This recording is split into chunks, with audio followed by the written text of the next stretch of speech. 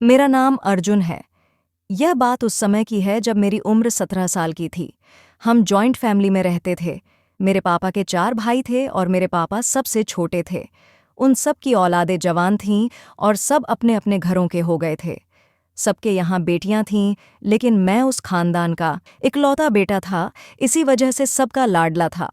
खानदान का इकलौता बेटा होने की वजह से सब मुझे बहुत प्यार करते थे और सब मेरे नखरे उठाते थे।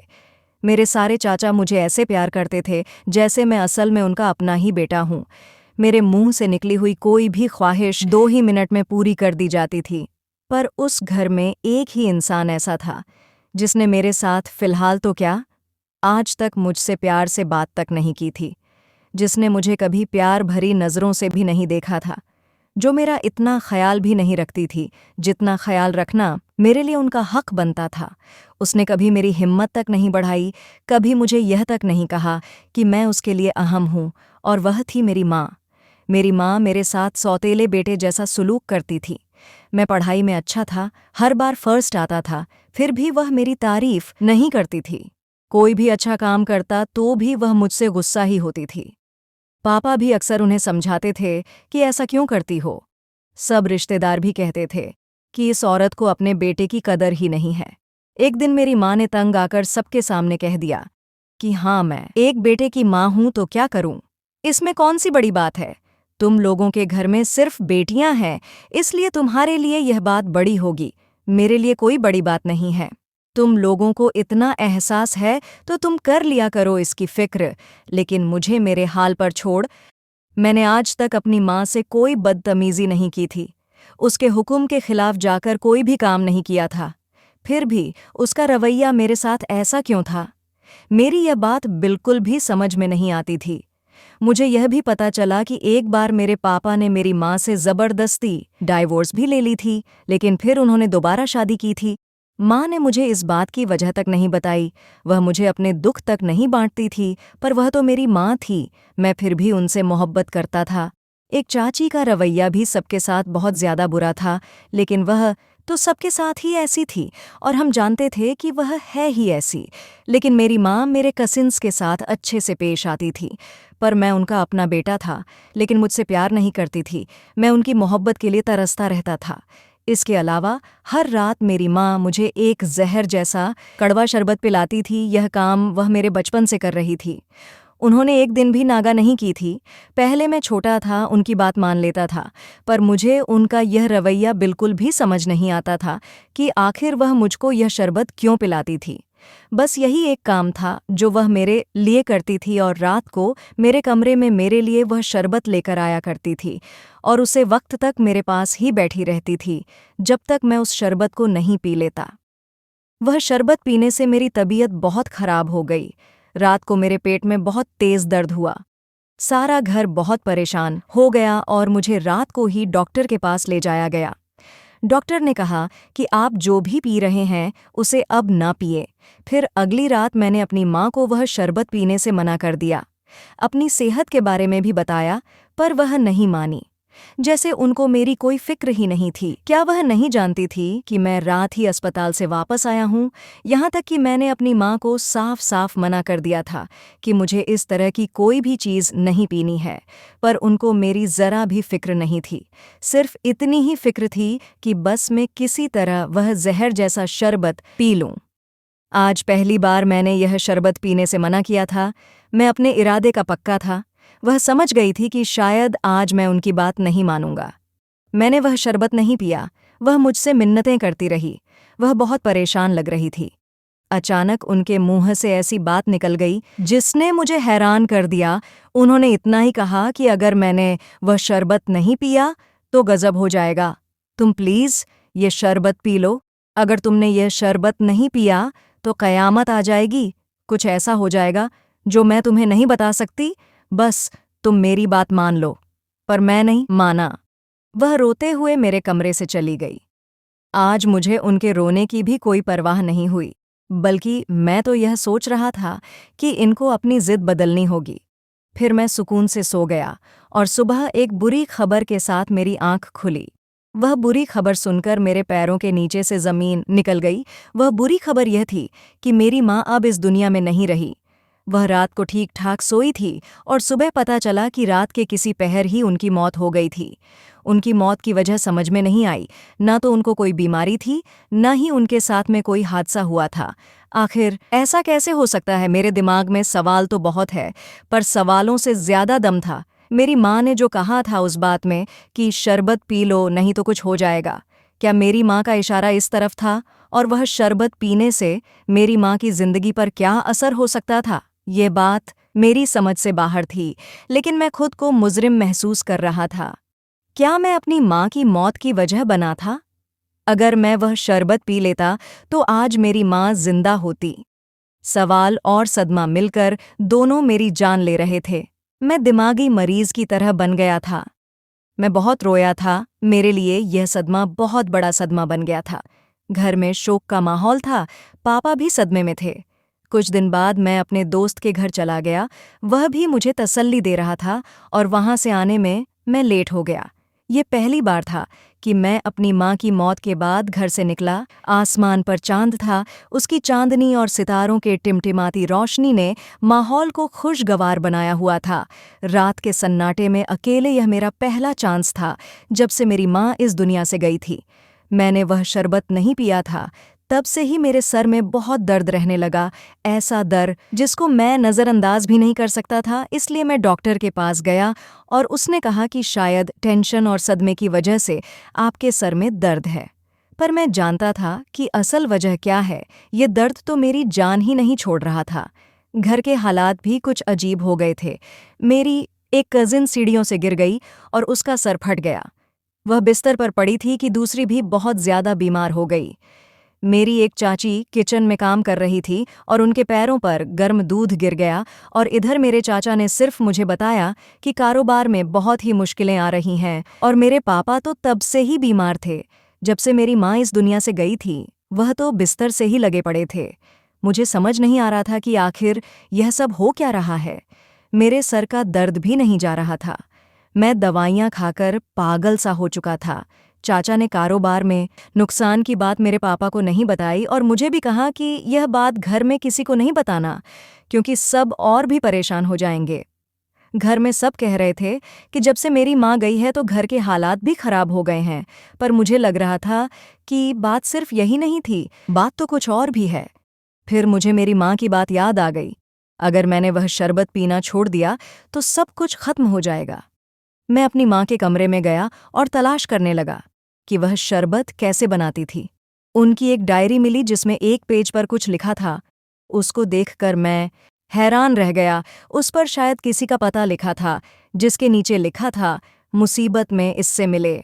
मैंने अगले ही दिन वहां जाने के लिए सोचा और मैं जब वहां पहुंचा तो देखकर हैरान हो गया। वह किसी बाबा का घर था। मैं हैरान इसलिए हुआ क्योंकि हमारे खानदान में कोई भी ऐसा बातों को नहीं मानता था। मैं अंदर गया और अपने नंबर का इंतज़ार करने लगा। मैंने वहां बैठे हुए कुछ लोगों से उस बाबा के बारे में पूछा तो लोगों ने कहा, यह बहुत पहुंचे हुए बाबा है। मैंने कहा, आपके बाबा आपसे कितने पैसे लेते हैं?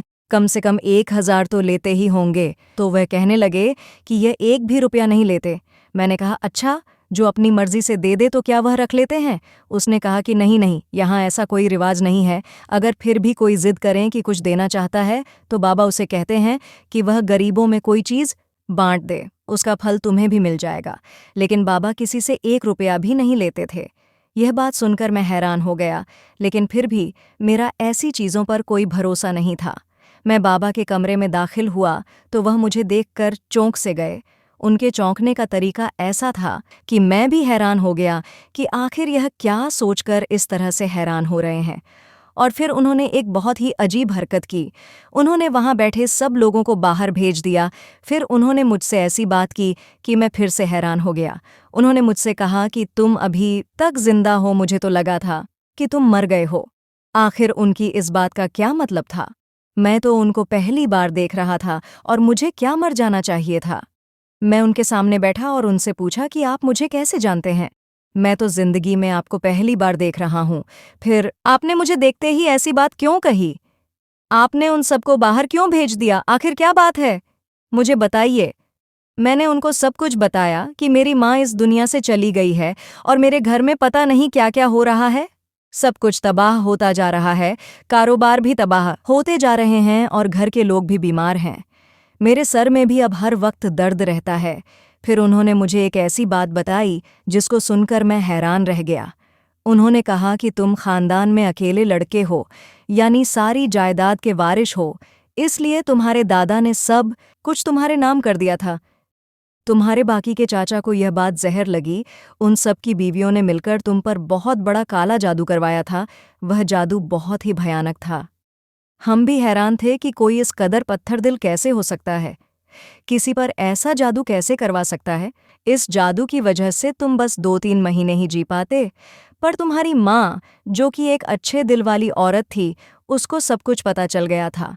उसने तुम्हारे बाप को बताया तो उनमें झगड़ा हो गया और तुम्हारे बाप ने गुस्से में आकर तुम्हारी माँ को डाइवोर्स भी दे दी थी। जब तुम्हारे बाप को अपनी गलती का एहसास हुआ तो उन्होंने तुम्हारी माँ से दोबारा शादी कर ली। एक दिन तुम्हारी माँ तुम्हारे बाप को लेकर मेरे पास आई। मैंने उनको सब कुछ बताया, लेकिन उन्हें फिर भी विश्वास नहीं हुआ और फिर तुम्हारी माँ ने मुझसे कोई हल पूछा। तब से मैं तुम्हारी माँ को जानता हूँ। मुझे तुम्हारी माँ की बात का यकीन था। मैंने उस जादू का तोड़ तो किया, पर वह जादू बहुत ही ताकतवर था।